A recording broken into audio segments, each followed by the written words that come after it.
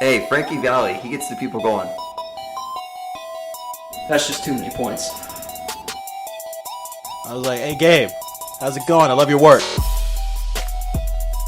Dudes on the Mall is the podcast to listen to. Gentlemen, happy Leif Erikson Day. Happy Leif Erikson Day. Yeah. Is today actually Leif Erikson Day? Today is Leif Erikson Day. Hell yeah. Needed something positive to start with. So the first thing I knew this morning, I woke up, I looked at the calendar, it said October 9th. I knew it was Leif Erikson Day. I knew it was going to be a good week because we can't lose. My heart can't get broken. We can't have any problems. So it's the start to a great week. It is. Never been more excited for a bye week in my life. I think that this bye week is coming at a very good time, especially just obviously with everything that's been going on with our last couple of games. But I, I guess I was about to say, unfortunately, maybe fortunately, didn't have the pleasure of being able to watch the game because I was working all day on Saturday. But I saw enough of the first quarter to kind of get the gist of how it was going to go. What were your guys' takes? Well, it was good until it wasn't, and that lasted about 5 seconds. It was, this, put it lightly, it was a shit show. The whole Plumlee coming out, starting the game, he looked fine for a play and a half, and then all of a sudden he started limping like crazy. Goes over to the sideline and, gets worked on. You think, oh, they're just adjusting his brace, it's all good. Comes back out and it just looks like just a shell of himself. Gets taken out again, and then we just couldn't get anything going. There's just a whole bunch of momentum killers and just not figuring it out. It was just terrible. It was just terrible. Brandon, you were so lucky. I wish I was in your shoes. Yeah. I mean, well, he saw all he needed to see if he saw the whole first Yeah, quarter. I mean, that was pretty yeah. much the entire game. It was terrible. I mean, you You've said seen shit enough. show. I'm gonna go with ass kicking. I mean, it was literally just they were the better team start to finish. There was not a bright spot in that game. So Well, as someone who didn't get to really watch the game, I think I found some bright spots. I'll let you guys go into it further. But just trends to look forward to moving like through the second half of the season now that we're halfway through, which first of all, season's flying by. We're halfway through. 3 and That's 3. wild. Crazy. I feel like just yesterday was like Boise, like literally. Um, Looking at this game, couple things to take away. Our offense doesn't have a problem. I know people are upset about play calling. I know people are upset about production in the red zone, turnovers. On Saturday, we averaged 6.1 yards per play, ran only 2 fewer plays than Kansas. Timmy had an 80% completion percentage. We ran the ball relatively effectively, it looks like, from the outside. RJ Harvey, 16 carries, 133 yards. Man was averaging over 8 yards per carry. Johnny Richardson averaging 5.9 yards per carry, 8 carries for 47 yards. Clearly, Timmy couldn't get it going he had a 21-yard run, but he got sacked multiple times, so he only up 5 rushing yards. The offense isn't a problem. 2 of 2 in the red zone. I know time of possession is bad. That does kind of move over to the defensive side and gets them tired because they're on the field so long. But again, 7 of 12 on third down. So like everything on the offensive side is fine. People are upset about play calling. People are upset about us not putting up enough points. But when the defense can't get a stop, the offense can only do so much. And the defense clearly couldn't get a stop with Kansas having 399 rushing yards. 399. That is more than we had the entire game. yeah, That's wild. That is a crazy I'll stat. I just want to chime in here for a second because I don't know if you saw this tweet, but it was basically like comparing this season to our 2013 season for rushing. In 2013, the entire season we gave up 1,592 rushing yards. In the past 3 games, we've given up 915. It's bad. That's bad. Like, that's 3 games compared to 13 games. Well, there's that whole saying, that offense needs to get production going to keep the defense off the field, but it kind of works both ways. The defense needs to do their job to not be on the field. So it's like you can't have, yeah, there's an argument to be made. There's some more that you could do. There's always more that you could do, but to your point, Brandon, I mean, defense killed us. I think I don't know if it's a scheme issue or a coaching issue or a talent issue or both or all of them. But if you can't stop the run, I don't know what you expect is going to happen. If we're out there with guys that aren't big enough to get the job done, like that's just part of moving up in conference and competing and something that's going to come with time. But if it's scheme and play calling, like that's stuff that can be corrected. And I just don't know which it is. It's a combination of both, but we're getting outsized. Like people are moving our guys around our line. We don't have a vocal leader on the defense. We don't have anyone that's standing out there like being that quarterback of the defense. And it just looks like a bunch of guys out there who kind of don't want to be on the defensive line. Like our pass coverage has been okay. Like Kansas didn't really have their way with us throwing the ball. At least they were under 100 yards passing. But when you can run the ball so effectively, why even throw it?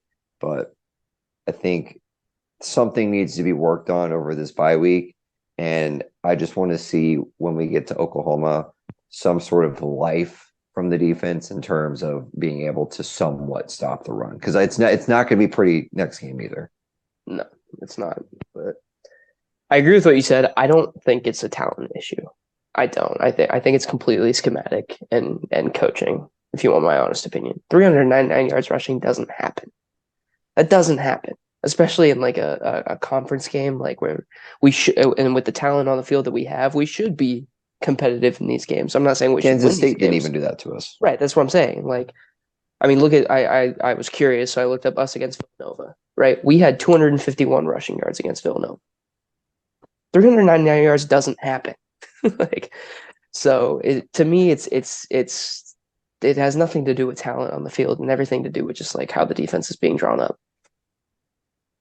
And Well, it also doesn't help. Well, go ahead, Josh. Yeah. I was going to say what doesn't help are those big explosive plays either. So like, I mean, we got, what was it? Like a 70-something yard run for a touchdown or something like that. I don't remember. They had a couple of explosive plays. I mean, that stuff just adds up. But again, like you said, that doesn't happen. This is like a statistical anomaly almost. So I obviously don't know what the second half looked like. I don't know if Kansas just mailed it in or if they took their foot off the gas or what was going on. But if you look at the second half versus the first half, it does look like we at least made adjustments on the offensive side. Defensive, they were still giving up points, but second half we only got outscored by, I believe it was 6. So when they still scored 28 points in the second half, at least we're producing at this point. I'm glad at least on the offensive side they wait and they kept moving forward, but defense still it looks like they couldn't get off the field. Yeah, I mean, in the second, it's tough in the second half because, like, in the second half, I think Kansas did what we were meant to do last week, right? They knew how to close this game out. They were, their defense was soft. They were playing prevent defense, so like. Everything that happened in the second half, like, yeah, did our offense look a little better? Yeah, sure. We might have made some adjustments, but it's kind of take it with a grain of salt. I mean, we were down, 24-0 at halftime. Like, they were perfectly willing to give us everything over the middle and keep, like, bend, don't break. You know what I mean? And that's what should have happened last week. And so, I don't know. That's why I don't think the offense is the problem. I do think the play calling is because we had, 3 and outs. Maybe 4 3-and-outs. I think I was talking to you yesterday. We only had 2 or 3 drives go over 2 minutes. Like that's not going to win football games. I don't care how well the offense is playing. So, any game notes? I mean, we touched on most of them right there. I think the only big one that we didn't really touch on too much is the QB situation. I don't know who cleared JRP to play, but that. They should be Dude fired his immediately. Medical license revoked. Fired immediately. Like he looked good, but then the second he even felt pressure, he was immediately off the field. I don't know if he got scared or what. And then, we had to figure out our quarterback situation. And by the time we figured it out, it's 21-0. We weren't coming back from that by then. I'm not saying we would have won this game if Timmy had played the whole game. I'm just saying like we were already dogs in this game and we were already on our heels. That's not something we needed to start the game. It doesn't help making basically the equivalent of 4 quarterback changes in the course of a game. Because when JRP was announced the starter, I'm sure he practiced all week like he was going to be the starter. Timmy's not getting the reps that he should be getting with everyone. Again, it might not make a difference in the grand scheme of things, but just all those little things add up, and then the offense never gets into a flow when you've made 4 quarterback changes within basically a quarter. Is that about what it was? Something like that. Yeah. So I think looking forward to the second half of the season, what adjustments do we want to see made? Like where do we want to see changes made? Something's got to be done to the defense. And I don't know if somebody needs to be fired, thrown out. The keys get taken away. Like, that one video, the guy just doesn't get into the building. I forgot what player it was of the Jets building. Something needs to happen. Because whatever we got going isn't working. It worked against our first 3 opponents. It worked very well against Boise, but it just seems like we're crumbling and we're collapsing under pressure when we should be, foot on the gas. And it's just everything just seems so backwards, to be honest with you. I mean, we can't close out a game, but we're perfectly happy with, being complacent in, a nothing game in the first quarter. It just doesn't make sense to me. So I think a mindset needs to change. I think they need to identify a leader. Someone on the defense needs to take charge and be like, okay, we need to figure things out and get things going and just kind of be that source of inspiration. It seems like nobody wants to be that figure, which is not good at all. I think it starts from the defense. Offensively, I mean, we're still putting up numbers. We're still, making moves. It's just, you got to be a complete football team to win at this level. It's just, it's not adding up. I think if we had beaten Baylor, this is a whole different discussion that we're having. I think the fact that, not to look ahead to next week, but coming in most likely after a tough game against Oklahoma, we moved to 3-4. You got to win 3 of your last 5 just to get the bowl eligible. You start looking for those wins, like where can we get one? And it's getting a little tough out there. West Virginia is better than people thought. Oklahoma State's they're finding State's themselves. coming back, yeah. Mm-hmm. Texas Tech's a tough road game that leaves Cincinnati and Houston, who we're familiar with, but you start wondering, can this team get 2-6 wins at this point? And I think most people at the beginning of the year said we'd be a 6-6, 7-5 team. I know us 3 and a lot of other people had higher expectations, and maybe that's on us for thinking that we're a lot better than we actually are. I think obviously the change in conference hasn't gone necessarily the way we thought would start, but again, I think it's going to take time to get to where we want to be. I don't think anyone thought we would come in immediately and compete for a championship, but I also don't think people would come in and get absolutely steamrolled either. Yeah, and that's what I want to see in the second half of the season. Just put up an effort. You know what I mean? Like, at this point, my expectations have been drastically lowered. So all I really want to see is a bowl game. That's it. Well, find a way to win a couple games. If you're going to lose games, at least make it a battle. Let's get healthy. I saw some good bowl projections today. I was actually excited from what I saw. I don't know if you guys have seen them. I have not. No. I saw one for the Birmingham Bowl against South Carolina, and then I saw one for the Liberty Bowl against Kentucky. So we can have Brandon Gets Lost on Beale Street Part 2. Nice. I mean, those would be solid ways to end off the year, though. But first, we got to get there. I'll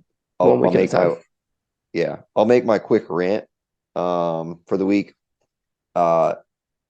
Fan base wise, don't quit on the team. Still show up to the games.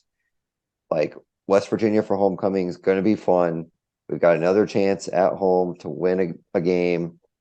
I think it'll be a fun game. I think everyone's going to be pretty excited if we can just get that one. get the one, then they'll start coming in. And I think that if the team doesn't quit on themselves before then, we're still in a good spot. But teams got to believe in themselves. Fan base needs to show up and still support and continue to, be behind them and not leave early. I did see a thing on Twitter today, despite our record. I don't know what poll it was. It doesn't matter. It's a Twitter poll, but had us at the 5th toughest place to play games at this year, the 5th best home field advantage, like out of ball football. So there's still something to be said. There's still stuff to play for. People just need to stick with it, stick through it, and it'll all be okay. It's a tough ask, but I think it's possible.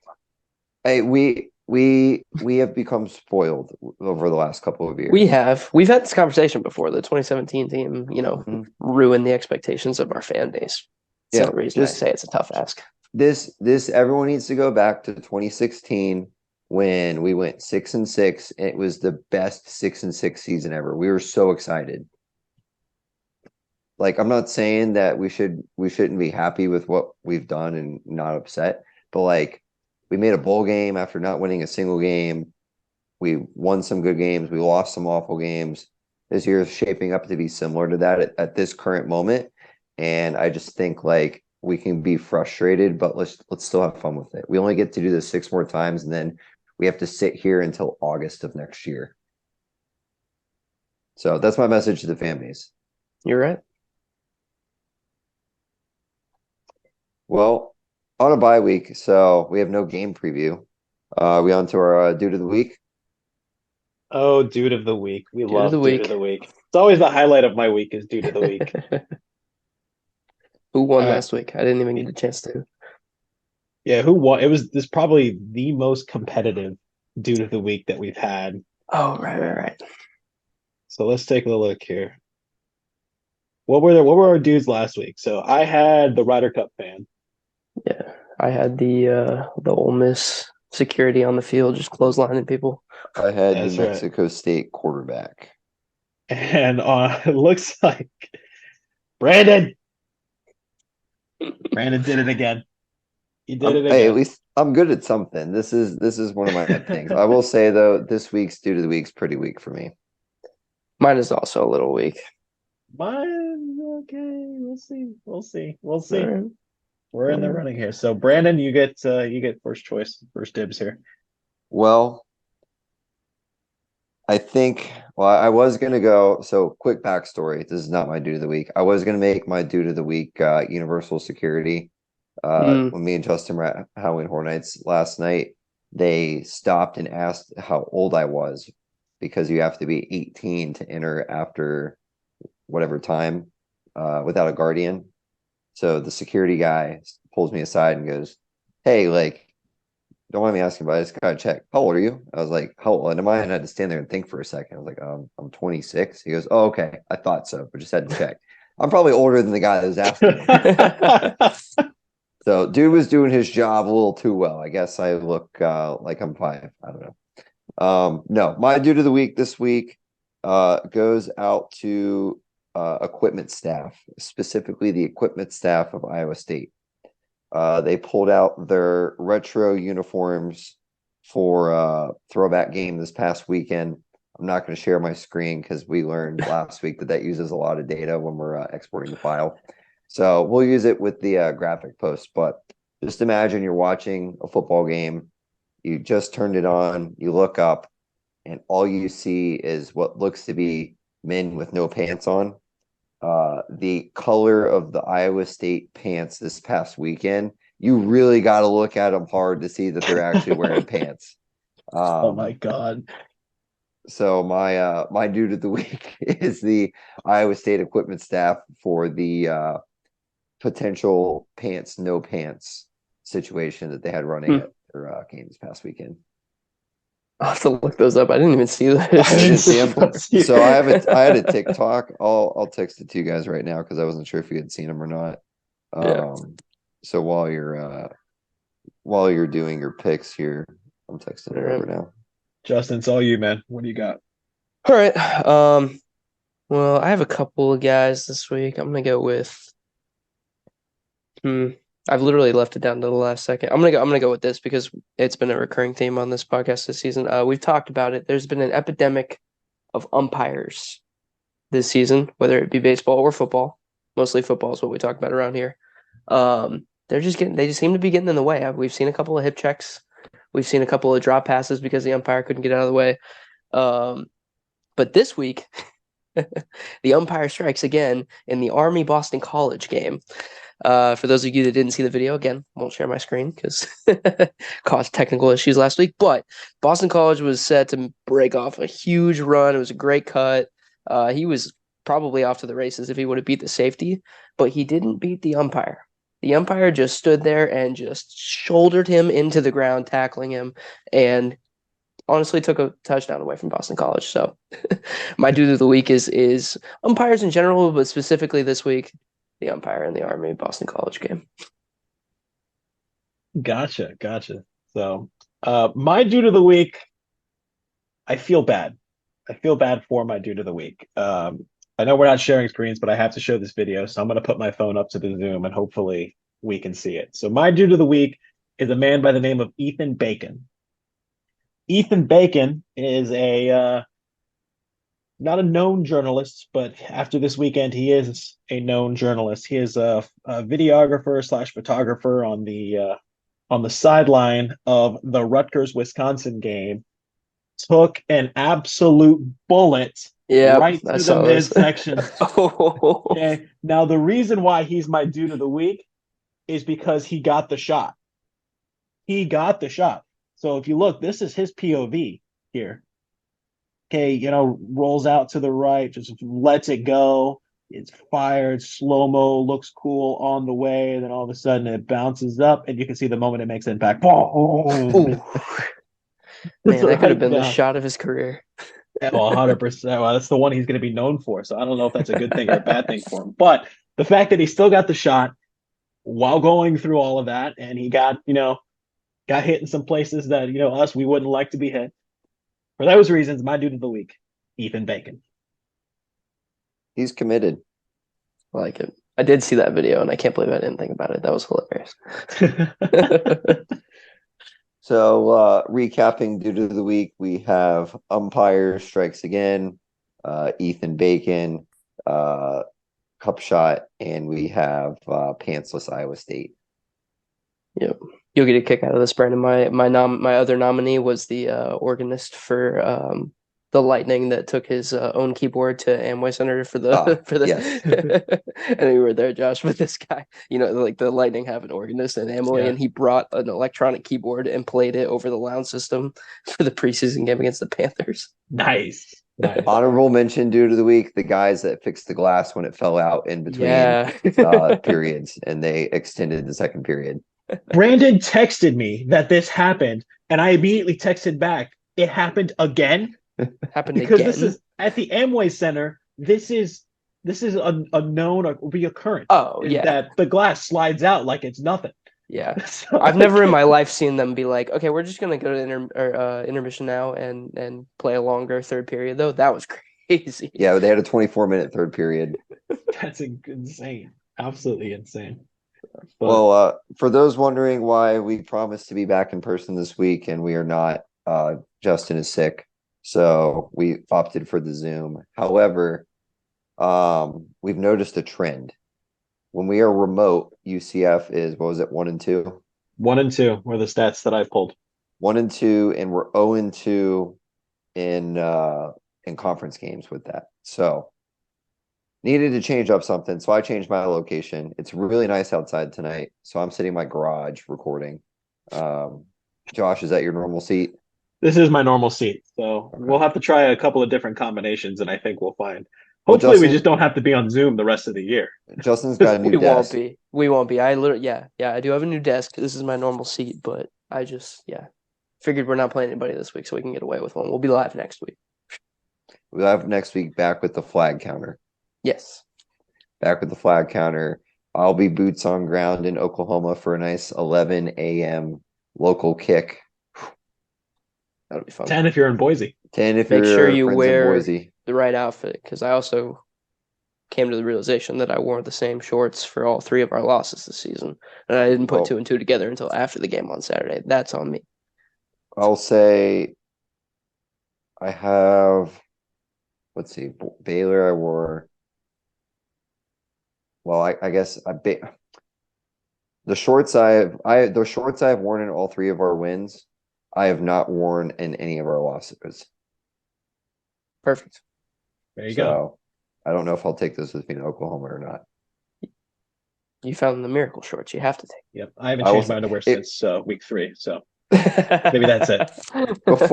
Before we dive into picks, we'll preview Oklahoma next week. I'm just gonna leave it out there right now. It would be the most Gus Malzahn thing ever if we come out to Oklahoma and compete and win, and then we lose every other game the rest of the year. Just throwing it Yeah. out there now. It would also be the most Dylan Gabriel thing ever to lose to us. Yes, it would. Yeah. So, double whammy. Double whammy. I was looking through stats because I was about to start talking about Oklahoma. I was like, nope, I'll keep it for next week. I've got some good stuff for next week for keys to the game, just to make it competitive, and hopefully we get a win. But we'll move on to picks. I'll save that for next week. All Sounds right. good. Continuing on the misery train, my week last week wasn't too hot. Yeah. UCF got ice cold around the time, I guess I got ice cold around the time UCF got ice cold. So these past 3 weeks have not been fun. Well, last week I went 2-4, bringing my season total to 23, 19, and 2. Still above 500, so we're good there. We'll hit the losses first. Couple really bad losses. Maryland and Ohio State over 55.5. Game finished at 54. Maryland absolutely threw at the end. Don't They had talk a to me chance. about Maryland. They had a Never chance. again. They had a chance and they blew it. Dead to me. Fresno outright loser to Wyoming. Mikey King got hurt. Colorado minus 4.5 to Arizona State. I believe they won by 3. And Georgia is no longer undefeated against the spread, or I guess defeated against the spread, however you want to put it. Georgia is a good football team.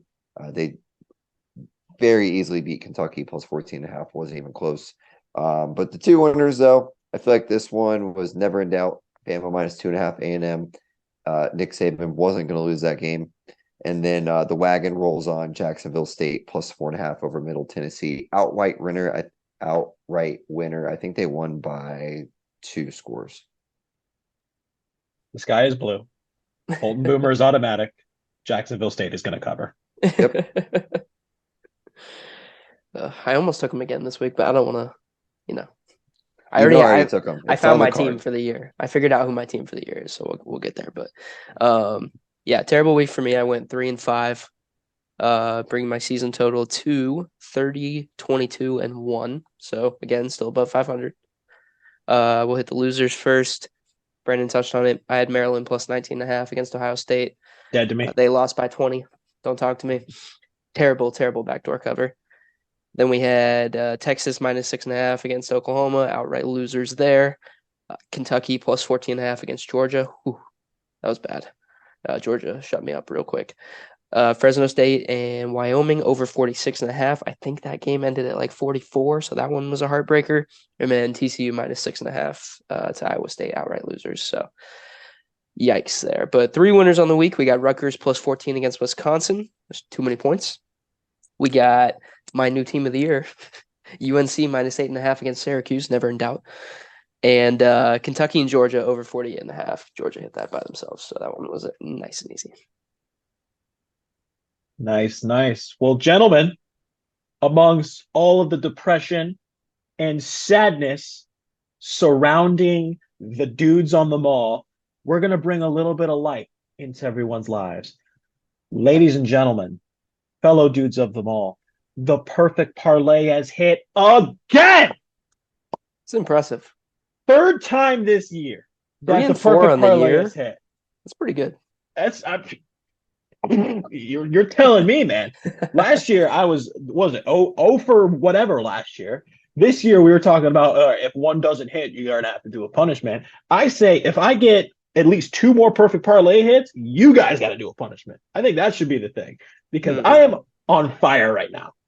All right. I never agreed to that, but I'll keep you guys. I'll I'll keep you agree. guys safe.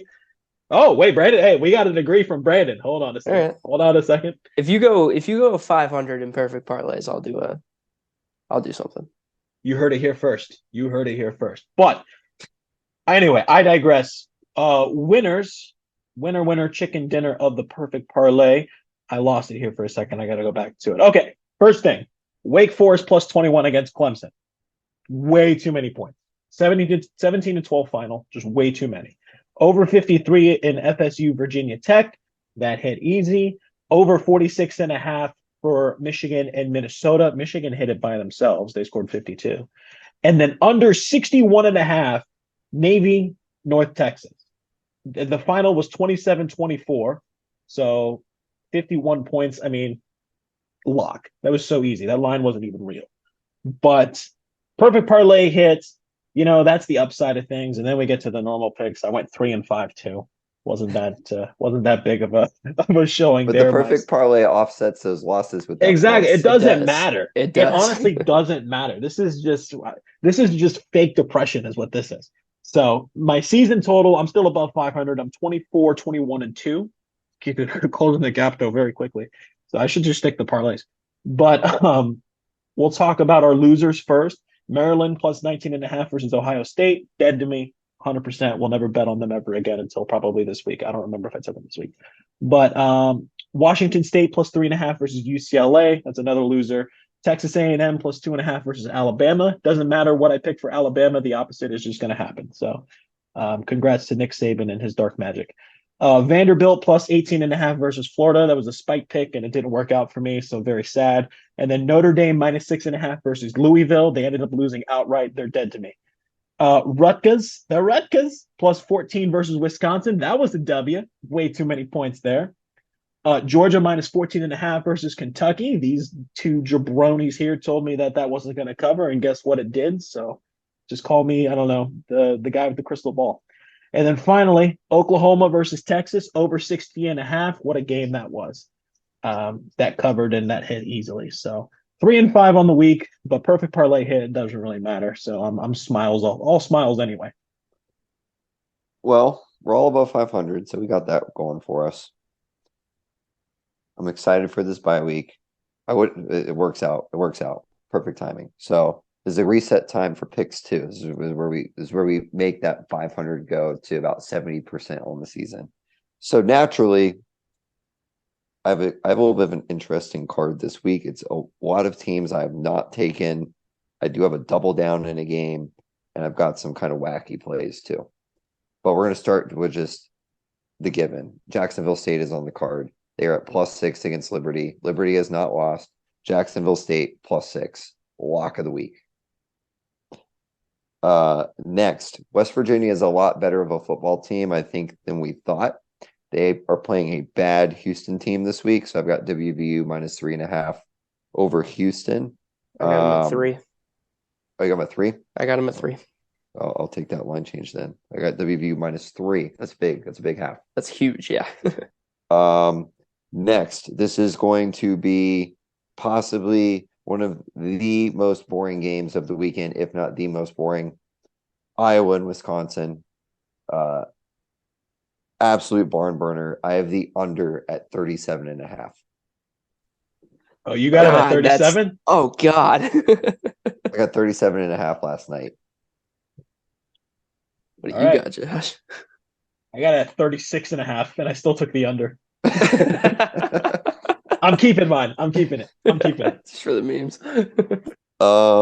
Next up, I think Missouri's got a really good offense, and Kentucky is going to be still kind of mentally upset about their performance against Georgia. They are on the road, so they're getting the points at home. But I'm going to take Missouri plus 2.5 against Kentucky. I think they're actually a pretty solid team. Their defense looks just as bad as ours, though. It's just that they played a bad LSU defense too.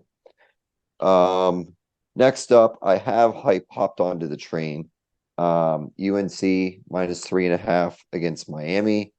I don't see this being that close of a game. And then I also have the over in this game at 56. Ooh, I like so that.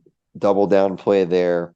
And then, Football's being played every day of the week now. It's not Maction season, but I wanted to get my foot in the pot early. So we're going to be riding with Toledo and Ball State over 52.5. I think Toledo could hit it themselves. So that's my plays for this week. Nice. Nice. Well, not many duplicates. You do have a little bit of a wacky card. I'll give you that. I went crazy this week. It's bye week. I'm going to be watching a lot of football, so I have 9 plays. There were a couple games I just wanted to touch. So the only duplicate that I have is West Virginia -3 against Houston. Like you said, West Virginia has turned out to be a much better team than a lot of people thought, and Houston is not a very good football team. So I'll take West Virginia -3 all day.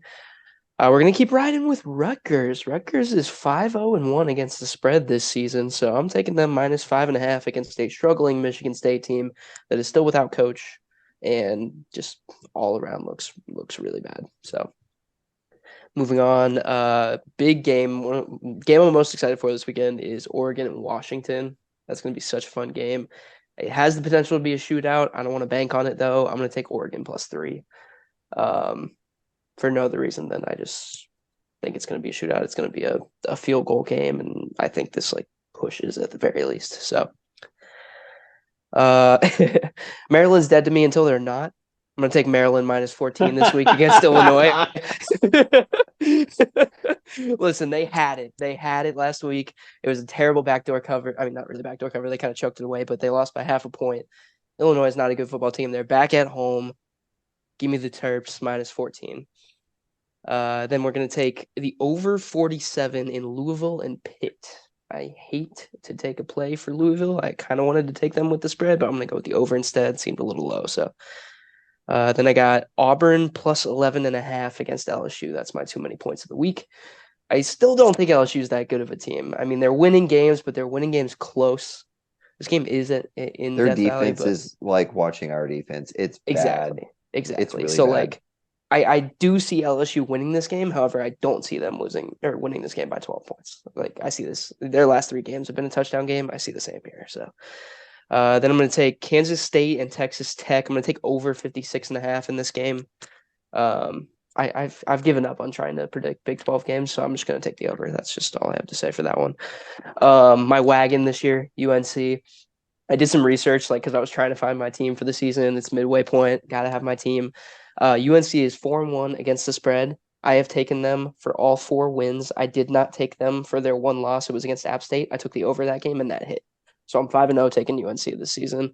Going to make it 6-0. UNC -3.5 against Miami. And then finally, USC, Notre Dame. Notre Dame has a crazy tough schedule. Already has 2 losses on the season, but they're back at home against USC this week, who struggled against Arizona, I believe. Wild ending to the game. Yeah, they went to 2 overtimes, Double 3 overtime. overtimes. Yeah, so give me Notre Dame by a field goal at home, -2.5. I really hope that they pull that out. Yeah, me too. So, All right, well, gentlemen, I told you before we started recording that there was a theme to my picks. I have 7 of them plus a perfect parlay. My theme is not included in the perfect parlay. It's its own. So we're actually going to start with the perfect parlay. The perfect parlay this week is plus 1259. I have App State -6.5 versus Coastal Carolina. I think they could do that. App State has been a very underrated team this year. I have Tulane -3.5 versus Memphis. I think that's not enough points. I think Tulane can beat Memphis easily. Despite, Mikey Keene's woes last week, I have Fresno -6 in the parlay. I think Fresno could win that one. And then I took South Carolina -2.5 versus Florida because screw those guys. So 4-way parlay, plus 1259, App State -6.5, Tulane -3.5, Fresno State -6, and South Carolina -2.5. Now, gentlemen, you may say that these past couple of weeks we have been down horrendous. Down. To go down means you must go under. Justin is under the weather. Gentlemen, I have 7 unders on my play. holy. This is a program for Wait. You took 7 unders? I have 7 unders. No. Josh just wants to have a miserable weekend. Yeah, he does. Here we go. He just Here we doesn't go. want to watch football. It's been ruined. We'll start again. This is just A lot of perfect parlays have hit. I might be a little delirious. We'll see, but there are 7 unders on my card. We'll start with the first one, the obvious one. Iowa versus Wisconsin, under 36.5. Okay. I'll give you the 37.5 if you want it. Nope. For the memes, 36.5. I respect the hell out of that. I hope that hits. I hope it hits too. Honestly, if this one hits and not a single under hits after that, I'd be totally happy with this week. Okay. All right. And then we'll just go down the list here. Coastal Carolina versus App State. I have under 61.5. Seems like a lot of points. I don't know if they'll get there. Iowa State versus Cincinnati. I have under 47.5. I think those are 2 terrible teams. It's going to be just terrible. FAU and our friends over, not friends, our foes over in Tampa, that West Florida Community College Bowls. FAU and USF under 58.5. I think that's a lot of points too. Florida, South Carolina, I'm taking the under 51.5. Kansas at OK State, got to go under 57. I don't think OK State's going to score a lot of points, and I don't think Kansas is going to put nearly enough as much as they did against us this week. So Kansas, OK State under 57. And last but not least, Auburn at LSU. I know we were talking about LSU's defense being dookie butt trash. Under 62.5. I'm taking it. I got to ride with it. That is a lot of points. It's a lot of points. I think you might have just taken more unders than I've ever taken in my life. 7 of them. Lucky That's number crazy. 7. Did you come into that only wanting to take unders, or did you just take a couple unders? Or just like, we just need to do this? So I had like 3 on my play. I had a couple in the perfect parlay too. And I was just like, this is a bit. I have to do all the unders now. So I just found a bunch of unders and I'm like, that could hit, that maybe couldn't. Like games I wouldn't pick an over and under on. I just took the under just for the memes. Okay. Because statistically, some of those have to hit. Like they're not 50-50. all going to. It's 50. Everyone is 50-50. Everyone is a coin flip. Let's talk about These picks that. are easy. You just We're all above 500. It might as well be easy. So we'll see. If I go 0-7 though, I might not be here next week. Well, That's funny how that Josh works. is not going to be watching any football on Saturday because he's going to complain about how boring every game is. Or I'm going to be complaining about there's too many points. I got to turn this off. Well, everyone needs to enjoy their bye week. Couple good games on this weekend to watch. We'll regroup. We'll get better. We'll be back next week for Oklahoma. No kick this week, so no update for our friends in Boise. Enjoy your weekend. But let's use this week to get better and just get together a solid game plan for Oklahoma, because I really don't want to fly all the way to Norman to watch us get curb stomped. just yeah. Keep your expectations at a manageable level. Cover If the anything, Cover the spread. Brandon, Should we guess what the spread's going to be? I already heard it's 28. Oh, dang. I was going to guess like 30. So, I was gonna say 30, like 34.5. Like Yeah. that's pessimistic view of me. But Brandon, at least give us a good update on concessions and let us know what it's like out there. So I already started doing my research today. Off of my quick research, the viewing angles at their stadium are not great for where the UCF section is. So I feel like the field could be curved. I'll see when I get there. Don't know. Might not be flat. Also, they do have a concession map that has like a picture everywhere where they have concessions at, but it doesn't say what they offer at each concession. So I need to dig a little bit deeper. I'll have a full report back next week for that. Perfect. There is a casino about 5 miles from campus, so might go hang out there Friday. I don't know, but there's a lot of time to kill because we land at 11 o'clock Friday morning. Games at 11 o'clock on Saturday. We got all day Friday and all day Saturday afternoon to do stuff and leave Sunday morning. So I need to find something to do in Oklahoma, but we haven't had much success yet. yeah. Well, good luck with that. Yeah, I was going to say, Well, can't help you there. I'll have a full report next week. I'm going to do some digging tonight on we'll watch on Monday Night Football and what concessions they offer and if they are known for anything. So we'll see. Perfect. We'll see. But enjoy the bye week until next week. Go Knights, charge on. Charge on. Charge on. Dudes on the Mall is the podcast to listen to.